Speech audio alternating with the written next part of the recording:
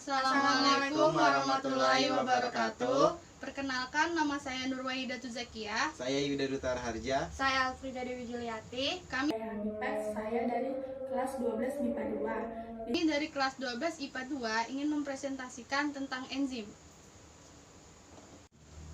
Jadi di sini kami akan menjelaskan pengertian metabolisme, menjelaskan pengertian enzim, menjelaskan komponen utama penyusun enzim, menyebutkan sifat-sifat enzim.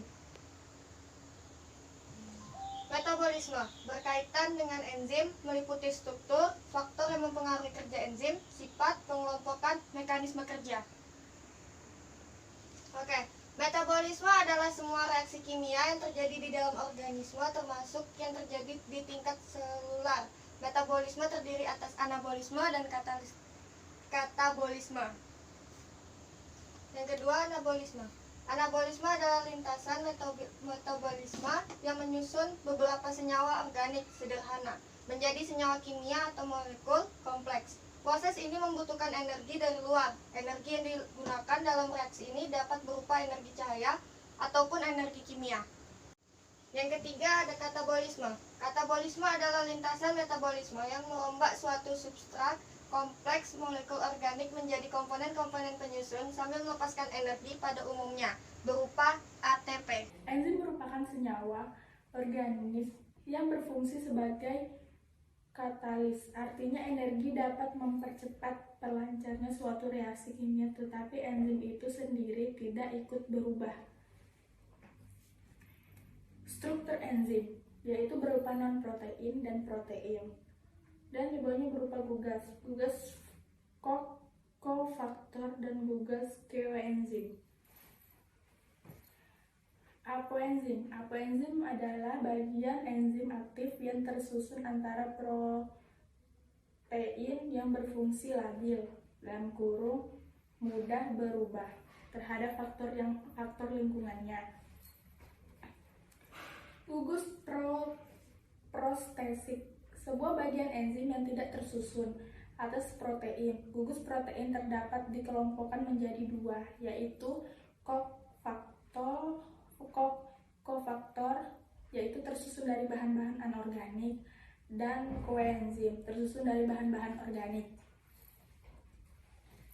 Gugus faktor merupakan komponen non-protein yang tersusun dari zat anorganik yang umumnya berupa logam, misalnya Cu, Fe, Mn, Zn, Ca, K, dan Co. Gugus koenzim tersusun dari beberapa organik non-protein yang tidak melekat erat pada bagian protein enzim, contohnya NAD, NADP, dan koenzim A. Di sini ada beberapa faktor-faktor yang mempengaruhi kerja enzim. Yang pertama ada suhu, pH, inhibitor, dan konsentrasi substrat. Peningkatan suhu menyebabkan molekul bergerak cepat. Pada kondisi yang demikian, suatu reaksi dapat berlangsung cepat atau tidak berjalan sama sekali atau berhenti. Hal demikian dimungkinkan karena setiap enzim mempunyai suhu optimum tertentu sehingga dapat melangsungkan reaksi secara maksimal. Suhu yang terlalu tinggi atau melampaui batas optimum akan menyebabkan enzim mengalami denaturasi. Jadi di sini ada gambar pengaruh suhu terhadap reaksi enzimatis. Yang kedua ada pH. Pada umumnya pH optimum enzim berkisar antara 6 sampai 8. Namun beberapa pengecualian dapat terjadi. Contohnya, pada lambung manusia, pepsin akan bekerja optimum pada pH 2. Perubahan pH yang cukup tajam juga dapat menyebabkan enzim mengalami denaturasi. Jadi ini gambar pengaruh pH terhadap reaksi enzimatis. Yang ketiga, faktornya adalah inhibitor. Inhibitor merupakan senyawa kimia yang bersifat menghambat kerja enzim. Ada dua jenisnya inhibitor, yaitu inhibitor kompetitif dan inhibitor non-kompetitif. Pengertian dari inhibitor kompetitif merupakan senyawa kimia yang menyerupai substrat yang dapat bereaksi dengan sisi aktif enzim. Jika sisi aktif enzim sudah terisi oleh inhibitor kompetitif, maka substrat tidak dapat berikatan dengan enzim.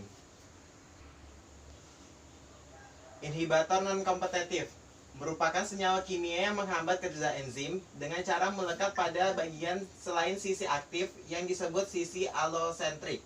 Akibatnya, bagian sisi aktif enzim sulit berikatan dengan substrat dan enzim tidak dapat mengubah substrat menjadi produk. Terdapat perbedaan dari inhibitor kompetitif dan inhibitor non-kompetitif. Di inhibitor kompetitif, inhibitornya menyerang bagian aktif sehingga tidak dapat menghasilkan produk. Sedangkan di inhibitor non-kompetitif, inhibitornya menyerang bagian lain selain bagian aktif, yaitu di bagian sini. Selain itu, jumlah substrat yang berlebihan dapat menyebabkan penurunan kerja enzim. Untuk mengatasi hal demikian, biasanya sel akan menambah jumlah enzim dengan cara menyintesiskan enzimnya. Jadi di sini ada sifat-sifat enzim yaitu 1. Tersusun atas protein, 2. Mudah dipengaruhi oleh perubahan lingkungan, 3. Sebagai katalisator, 4. Bekerja secara spesifik, 5. Bekerja secara bolak-balik, 6. Dibutuhkan dalam jumlah sedikit. Di sini ada faktor lingkungan antara lain suhu, pH, dan inhibitor. Sebagai katalisator, enzim berfungsi mempercepat reaksi kimia, tetapi tidak ikut berubah setelah proses reaksi selesai. Yang kedua, enzim bekerja secara spesifik. Artinya, enzim hanya berperan membantu suatu macam substrat dan tidak dapat bekerja untuk bermacam-macam substrat. Hal ini dikenal dengan istilah satu enzim satu substrat. Enzim bekerja secara bolak-balik. Artinya, enzim tidak menentukan arah reaksi, tetapi hanya bekerja mempercepat laju reaksi sampai mencapai kesetimbangan. Enzim dapat berfungsi dalam reaksi penyusunan zat maupun penguraian zat.